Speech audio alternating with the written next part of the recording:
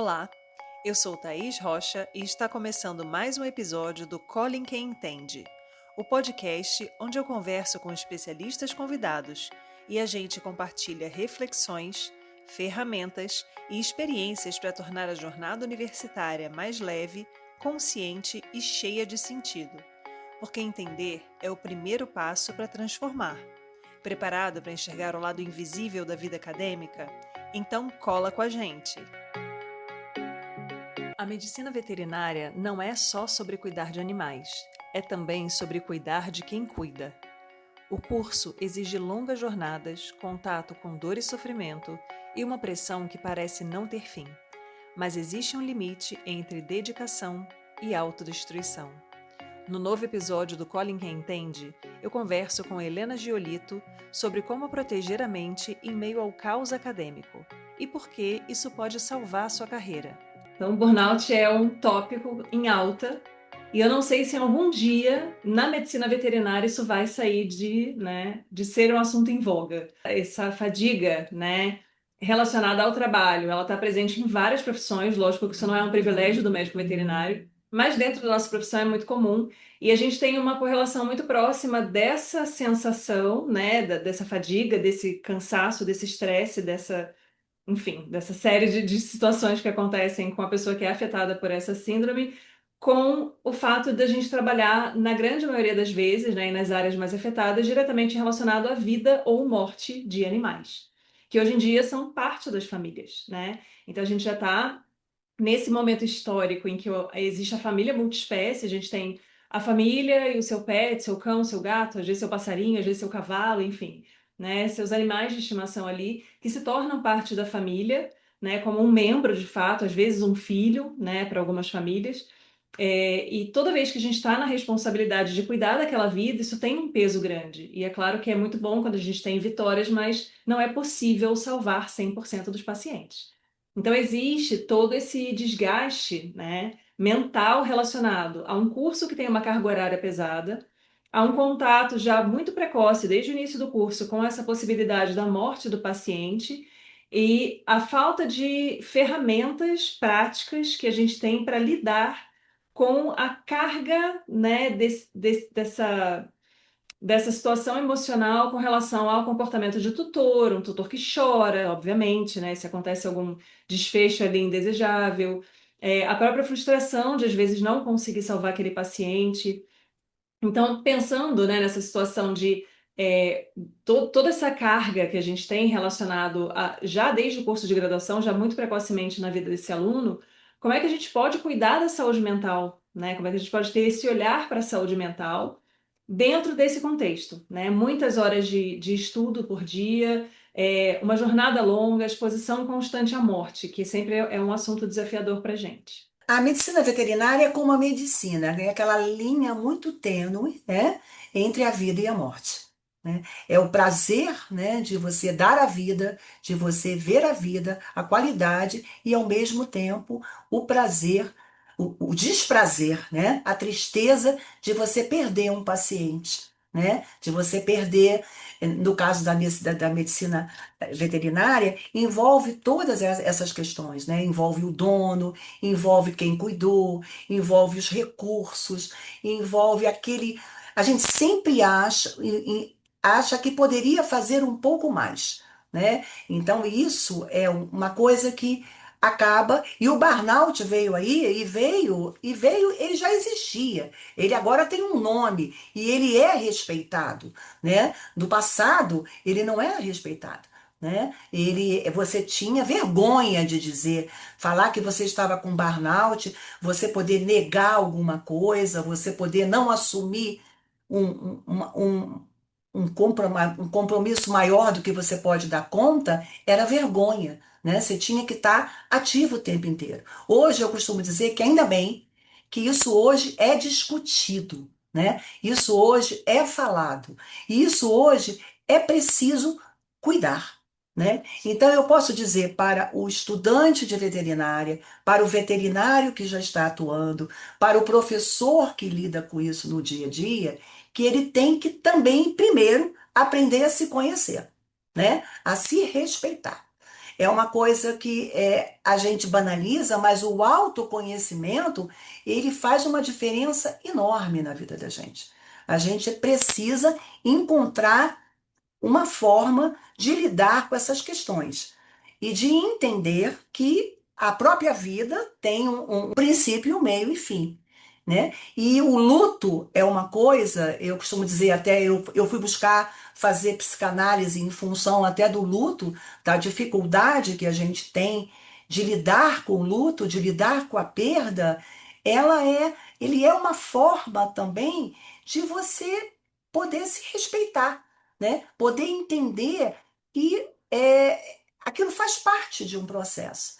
Então, o que que a gente poderia trazer, né, para esse tipo de questão?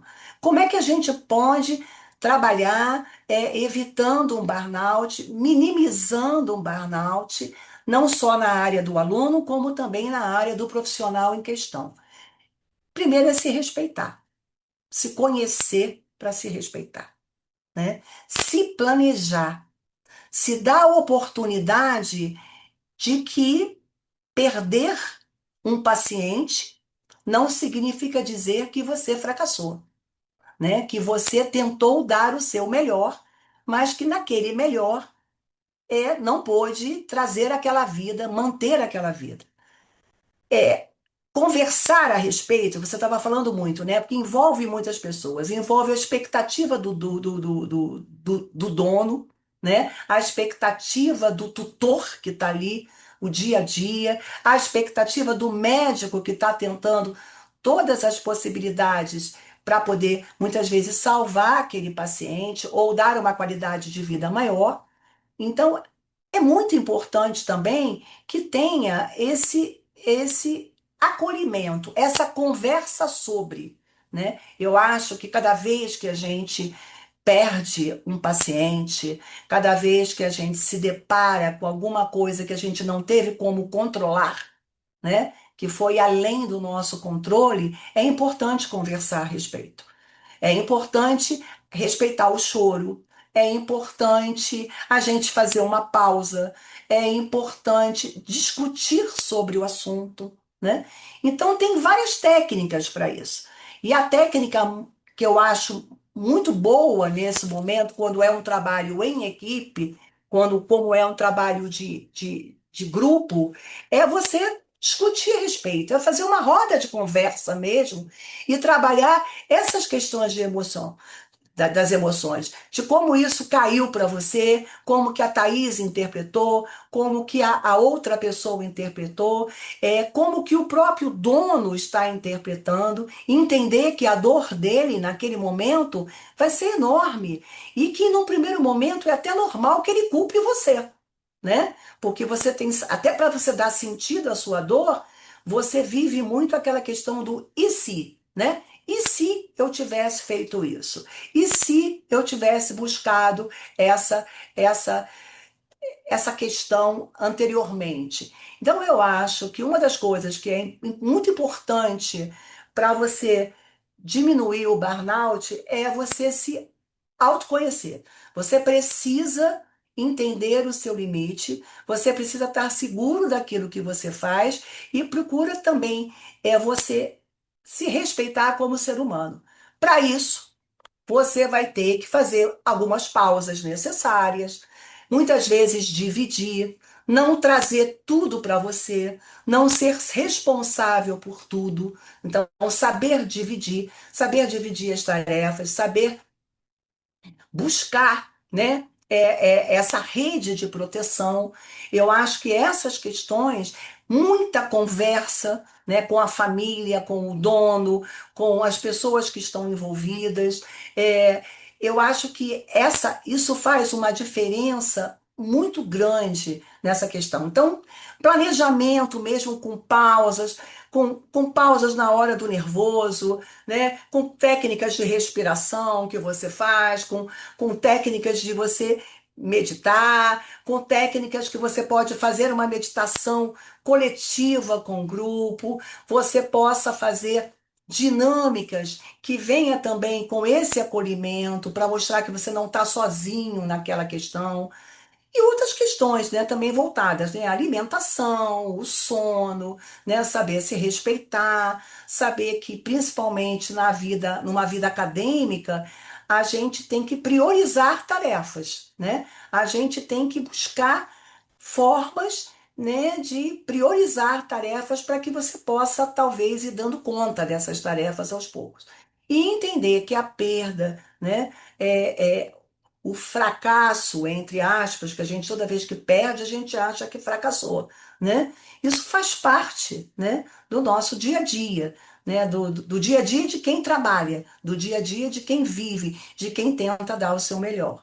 Então, eu acho que é um assunto muito complexo. Eu acho que daria assim uma live só falando sobre burnout, sobre saúde mental, trazendo também a visão do médico, do psiquiatra, do clínico, do nutricionista, né, de toda uma rede multidisciplinar que possa vir a entender e a lidar com essas questões. E você não cair nisso, se afundando cada vez mais. Eu acho que é um pouco essa questão, é o seu autocuidado. Você tem que aprender também a se cuidar, né? E Sim. entender que você não vai dar conta de tudo. Isso é uma boa maneira de você evitar um burnout. A gente percebe que existe um pouco dessa dificuldade, né? E eu acho que isso é muito comum para muitas pessoas e em vários contextos diferentes, de identificar o que está sentindo. Às vezes a gente tem dificuldade de nomear aquilo que a gente está sentindo. E muitas vezes o que a gente faz é ir colocando camadas de proteção em cima daquilo que a gente não quer olhar, que a gente acha que não é o momento de trabalhar, ou porque não quer, ou porque não tem um arcabouço ali para dar conta do que vem, né? E no final das contas, tem um momento que isso acaba estourando em algum lugar. Então, se a gente não tem esse cuidado contínuo, né, de cuidar da própria saúde, da própria alimentação, do sono, de ter realmente esses espaços, né, até um espaço de ócio mesmo, né, de ficar sem fazer nada, de poder esvaziar a cabeça, né, é como uma panela de pressão, né, dar aquela aliviada ali no momento que você percebe que a coisa está escalando muito para poder ter realmente esse respiro, né? E aí começar a identificar o que que são situações mais sensíveis para você não ficar se expondo, né? Em momentos em que é possível você não se expor, né? E ter essa compreensão também de que, de fato, né? A gente nunca vai salvar 100% dos pacientes, isso não vai acontecer. Né? Se você trabalha com atendimento de animais, em algum momento vai morrer algum animal, como no médico, em algum momento ele vai perder algum paciente também. Então, assim, essa percepção, né, de que o médico veterinário também é importante. Ele não está lá só para salvar os animais e para revolucionar o mundo e fazer aquela família feliz porque o animal conseguiu se recuperar. Ele faz parte desse sistema e ele é importante também. Então, as pessoas têm que ter essa percepção, né, de que se a gente não se cuida bem, se a gente não se trata bem, se a gente não se olha e não se dá esse espaço, como é que a gente vai dar um atendimento de qualidade para um outro indivíduo, para uma família ou para um animal, né? Então, assim, são questões que eu acho que partem também um pouco de um amadurecimento, né, de uma percepção pessoal ali, de uma vivência que se fala, puxa, isso aqui não tá legal, tem que conduzir de uma outra maneira.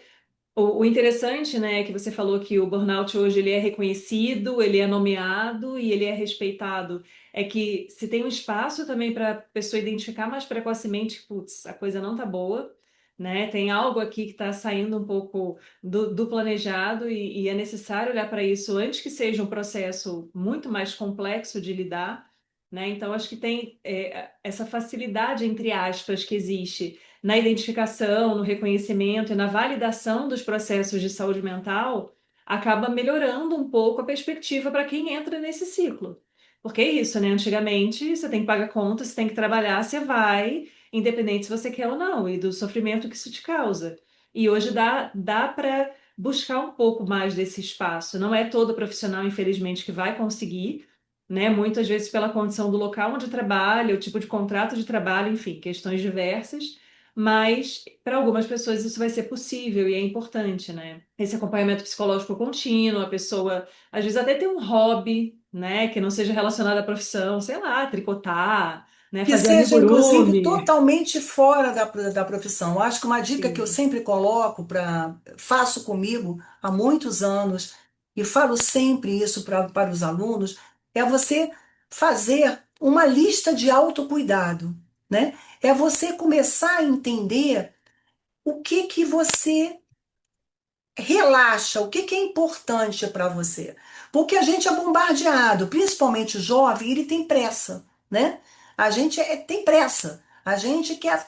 E a gente não quer dizer não, porque a gente também acha que se você diz não, nunca mais aquilo vai voltar para você. E a gente vai ter que entender que o não é necessário. E Uhum. às vezes, até mesmo dentro da própria medicina veterinária, eu não tenho prática na medicina veterinária, mas eu tenho prática na vida, eu acho que é para isso que a gente envelhece, eu acho que é a grande vantagem é você ter essa vivência, é entender que muitas vezes também, num ramo, você às vezes está insistindo em algum ramo que não é para você. É para Thaís, mas não é para mim.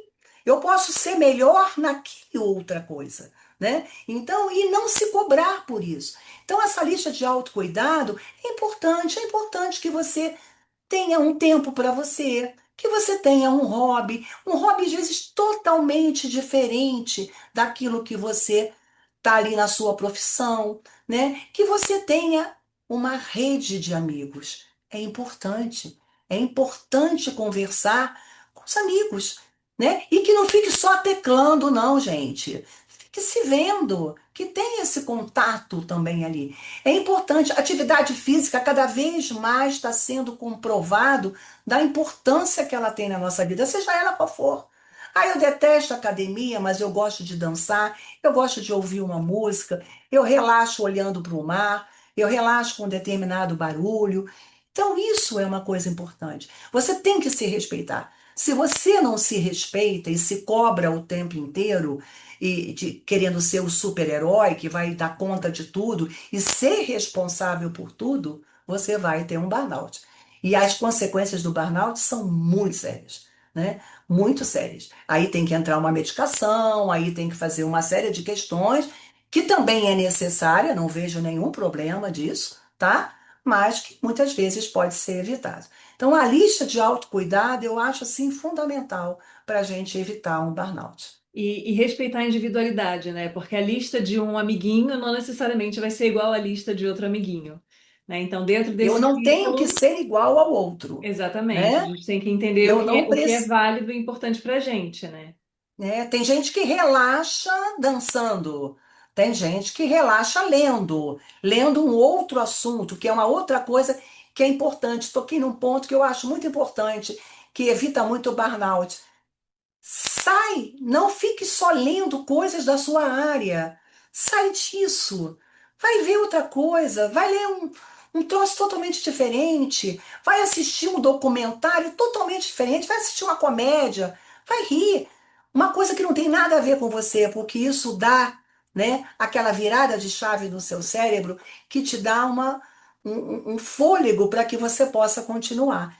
E e essa questão, né, de a gente ficar se comparando o tempo inteiro, né? Eu costumo dizer que, graças a Deus, as pessoas são diferentes. Porque o mundo ia ser absolutamente sem graça se todo mundo fosse igual, né?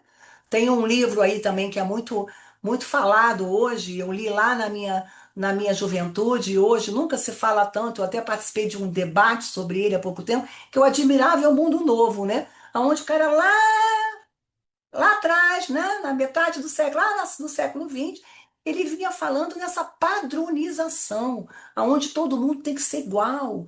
E isso não funciona, né? Não funciona para o ser humano, graças a Deus. Não funciona nem para o animal, não funciona para ninguém, né? Um animalzinho é diferente do outro, né? Você tem animais de pequenos portes, né, que são totalmente ou de grande porte que funciona para um e não funciona para outro. A medicação para um funciona para o outro, não. Isso faz parte da vida. Então eu acho que o autocuidado é uma coisa importante. Com certeza.